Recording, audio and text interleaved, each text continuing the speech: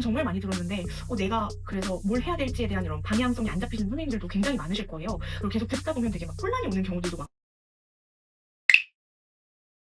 솔직히 말씀드리면 실전에 바로 적용하고 내 수업의 깊이와 방향성까지 생각하신다면 저는 대학원 졸업까지 했고 성적도 조금 A점대로 잘 유지한 편이에요. 공부도 정말 재밌었지만 쉽진 않았습니다. 왜 그랬는지 지금부터 차근차근 얘기해 볼게요. 같은 고민 중이신 분들께 조금이나마 도움이 되었으면 좋겠습니다. 안녕하세요. 필라테스를 직업으로 삼고 있는 필테 윤현당입니다. 오늘은 정말 많은 강사분들이 고민하시는 주제예요. 바로 대학원을 가야 할까? 아니면 워크숍으로 충분할까? 커리어에 대해서 진지하게 고민하고 있다면 한 번쯤은 꼭 마주하는 이제 고민들이죠. 제 이야기가 조금 도움이 되셨으면 하는 마음으로 이제 영상을 촬영하게 되었습니다. 저는 강사로 한 6년쯤 일하게 되었을 때 이 고민을 좀 진지하게 했었어요. 사실 저는 이제 필라테스 강사 생활을 하면서 꼭 내가 교육자가 조금 되어보고 싶다. 그래서 교육을 하는 이제 교육 강사가 되고 싶다라고 생각을 했던 적이 있었어요. 한 6년 차 때쯤 제가 지도자 협회의 지부장을 맡게 된 일이 있었거든요. 저는 조금 더 전문성 있는 지식을 갖춘 사람이 되고 싶었고, 그리고 제 최종 목표는 단순히 이제 수업을 잘하는 강사가 아니라 다른 강사를 교육하는 교육자로 성장하는 거였거든요. 그 당시에도 사실 워크숍을 굉장히 많이 들었어서 워크숍을 통해서 스킬업은 굉장히 많이 되어 있었어요.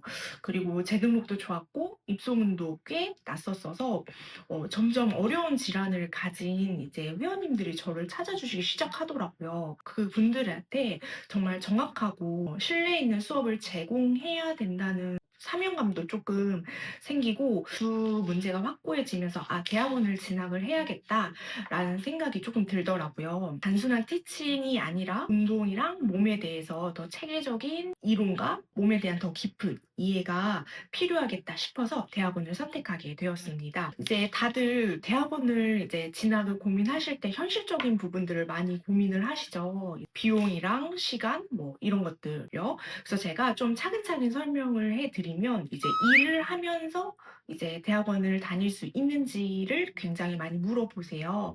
그래서 저도 그때 센터를 운영하면서 이제 대학원 진학을 했고요. 근데 사실 진짜 빡세긴 합니다. 저는 이제 차의과대학교 통합의학대학원을 이제 진학을 했고 졸업을 했고 저는 총 5학기에 졸업을 마쳤습니다. 그래서 이 5학기 왜 5학기가 되어 있는지는 조금 더 뒤에서 조금 더 차근차근 설명해 드리도록 할게요. 수업 끝나고 과제하고 주말에 발표 준비하고 시간적으로는 사실 여유가 그렇게 많이 있진 않아요. 그리고 제가 코로나 때 조금 입학을 해서 한 학기 정도는 거의 약간 비대면 수업이 많았는데 그 이후로는 대면 수업이 많았고 또 비대면 수업일 때 주말에만 몰아서 하는 수업들이 좀 있었어요. 그래서 주말 집중 이수? 라고 해가지고 주말에 거의 서울로 그리고 판교로 조금 통학을 하는 일이 많았었고 조금 빡세다는 것은 조금 감안을 하셔야 돼요. 그리고 학비는 저는 이제 5학기 정도 해서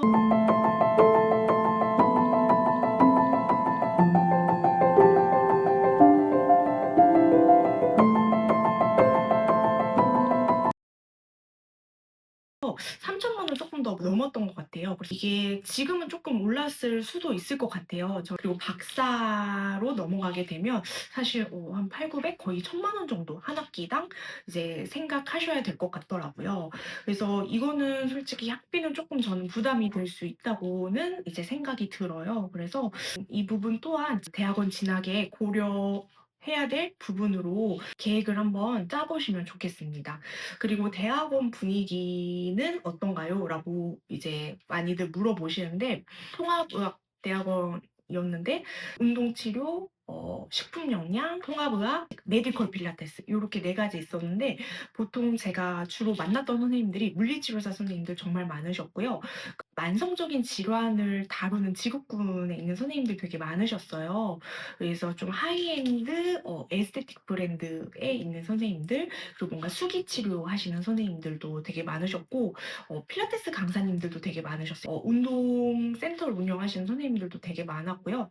좀 다양하게 발레 전공이신 선생님들, 무용 전공이신 선생님들도 되게 많으셨어요. 그래서 다양한 선생님들이 있어서 저는 만날 때마다 너무 큰 에너지와 그 동기부여 그리고 의지가 되게 많이 됐었거든요. 그리고 다양한 직군들에 있는 선생님들의 의견을 이렇게 쭉 조합해서 보면 결국은 '아 운동이 답이구나.'라는 것도 많이 깨닫고 확신을 얻었던 시간이기도 해요. 물론 물리치료나 다른 분야에서 굉장히 좋은 임상의 결과들을 많이 내고 있기도 합니다.